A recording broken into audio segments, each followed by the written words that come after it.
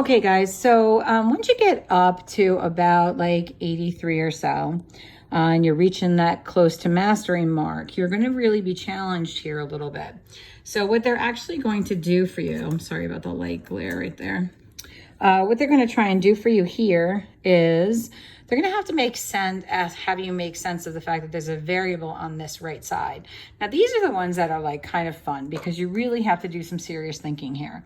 So they've got negative constant on the left. They have negative constant and a negative coefficient. That's really a -1 right there. So they're saying that this expression of value is greater than or equal to the expression that this would amount to. So I just kind of want to show you something really quick just to remind you, like, remember, if we ever multiply or divide by a negative, we do have to reverse the inequality because it sets up like a lie. Like if we were in classroom together, I would be like the liar, liar, pants on fire scenario. But if you take a look at it, you know that 6 is greater than 3. And if we multiply by 2, we get 12 and we get 6. And 12 is still greater than 6, and that's true. But if I negate these values, then I get -12 and -6. So it kind of looks like this. So here's the 0, here's 6, and here's 12. So 12 is actually greater than 6. But when you negate them,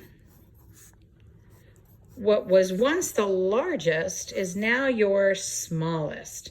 So it ends up that if this is the larger, now it's actually the smaller because it's further to the left from the 0. So for this statement to be true, we'd have to keep the two values and turn this inequality symbol the opposite way. And then -12 is less than -6, and now it's true. Okay, so when the lie was there, it turned it to a false statement. So for it to be true, we had to reverse that inequality.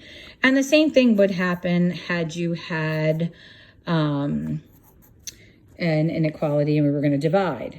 If we divide by 2, then we get 4 is less than 6, and that's still true. But if we were to divide by -2, we would have -4 is less than -6, and that's not true. So what we need to do is stay in the world of truth when it comes to mathematics, okay? So what does this mean? Well, this means if you ever multiply or divide by a negative, you have to reverse that inequality so that you can continue to work in truth, okay? So let's take a look at the one that they're giving us right now. So we have -115 is greater than or equal to -169 minus q. So they put this work on the right this time. You have a constant, you have your inequality symbol, you have a constant, and you have a variable. Don't overthink it. The first thing we're going to do, basic 2-step. You know how to go. We're going to undo this constant, adding this 169 to both sides. Okay, so now what do we have?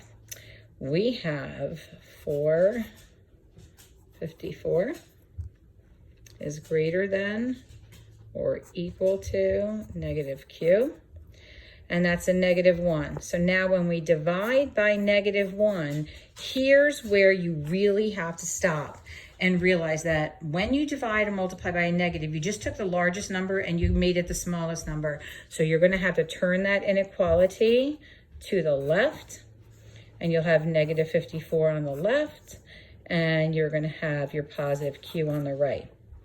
Now, this can be tricky for some kids because they have a difficult time understanding that -54 is less than or equal to all of the numbers. So my advice to you is if this is difficult to understand, what you should do is put your variable on the left, put your value on the right, and then what you want to do is, if it's pointing at the -54, make sure it's still pointing that way. Now, please don't be confused. This is a restatement of this. This is not us turning the inequality because we multiplied or divided by a negative.